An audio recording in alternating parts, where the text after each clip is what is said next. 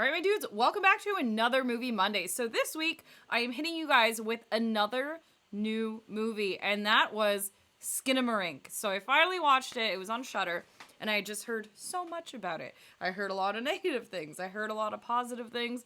I had no idea what I was getting into at all. Zero.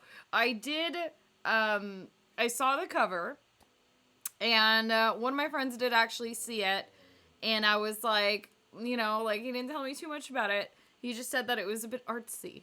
Yeah, thank you, Nick Brigadier, for that. Because he was completely right. It is a bit artsy. And it is a strange film, but I legit respected it. I think it was a great film. So a lot of people are hating on this. And first, let's talk about the movie. So the movie itself, Skinamarink, right? And right away, I'm like, does this have to do with kids? Is this like a weird, spooky kid thing? Like, all I think of is like, you remember Sharon Lois and Bram? They did that whole thing? Anyways. No, there's no Sharon Lois and Bram in this. But there is a creepy toy that we all grew up with. I mean, my generation grew up with it, at least. That little telephone. You do get to see this creepy telephone at one point. Like a Fisher-Price telephone. Anyways. So the movie itself is all about, you have like these two kids, and they're basically home, and it seems like they're alone. They feel like they're alone, but they're not home alone, but they might be home alone. And it's just like their bird's eye view of being a kid, feeling really alone at home, and like not knowing what to do. Yeah, okay. So right there, it's not a massive plot, right? So the movie itself, it takes place all in their house, and all the angles, everything's shot, so it's like, you're kind of like sometimes on the carpet, you never see the kid's face. You never see anybody's faces in this movie. You basically just see like their feet and down, or like their neck and down, and you're like kind of put into this extreme atmosphere. So I think the people that hated this movie, they clearly didn't watch it in the dark, at home, with headphones on. I think that's probably the number one way to have watched this movie. Personally, I'm a dummy, and I watched this while I was sculpting, and upstairs in my living room, we do get a lot of glare. So, it wasn't that dark. I was still fucking freaked out. Literally. I turned up the volume really high, because it did have this sense of atmosphere, and I was like, okay, I'm excited for this. This is a movie where you want to pay attention, because even though not much happens, it's like when you watch any kind of found footage style, it's those little nuances in the dark that are going to scare the crap out of you.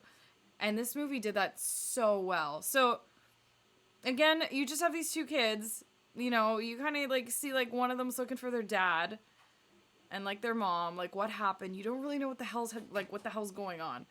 And the other thing that's stupid eerie about the shots is that they're also just like pointing like at like the ceiling. There's a lot of like cracks of ceiling, lots of just like outlets. It's so weird in that sense, but I get it. I get it because I don't know about you guys, maybe I was just a fucking weird kid, but I used to lie on the ground as a kid and stare up, and I would look and I would assume like upside down town, right? What would life be upside down?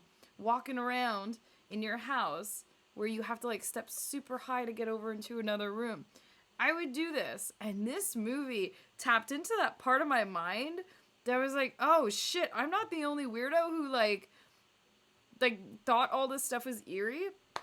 Also, I don't know about you guys, but I've always been pretty scared of the dark, in the sense that, I mean, I make spooky shit, right? Like, they come from my nightmares half the time. I'm one of those people where if it's really dark, I always had a big imagination where I think all brains kind of do it, like we all try to form faces. And this movie, like, the way it's so grainy and you'll just be staring at like a dark hallway or something for a while, and you're like, what the hell? Anyways, so this movie finally takes its turn, right? We're like, okay, one of the kids goes upstairs and literally is like in the bedroom, and like you see the mom sitting on like the edge of the bed, and you're like, what the fuck is going on? It's scary, okay? And again, you don't see the faces. It's like kind of like just the back of the head. Even just that, I was so tense. I was like, oh my God.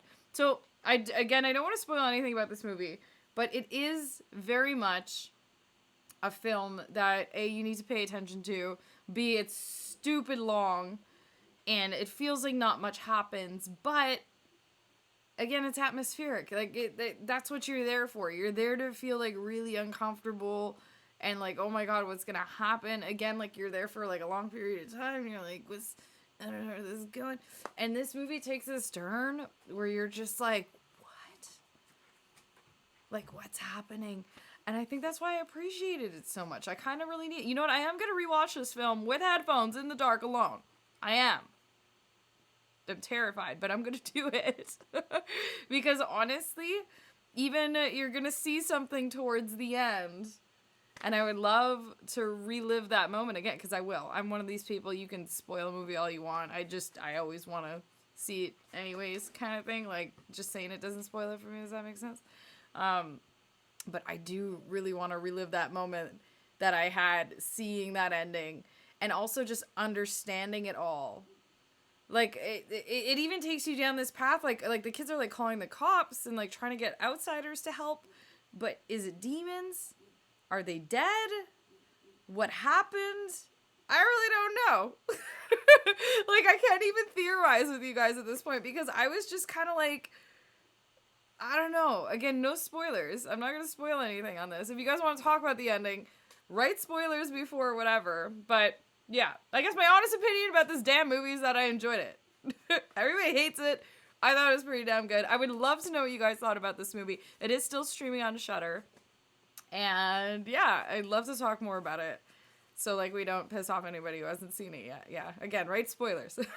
Guys, thank you again so much for another Movie Monday. I'm sorry if I rambled tons, but like it was a strange movie. If you guys saw it, you understand where I'm coming from, right? Like, yeah. Anyways, have a great week. And if you're subscribed, thank you so much. And guys, if you're not, you'll get on that. This week, you guys are going to be getting a wicked video of how to get started with sculpting. I finally freaking made the video of what you need to get started, what kind of things, you know, yeah, I'm stoked. Okay, shut up. You guys have a great night, and we'll see you soon. Okay, bye.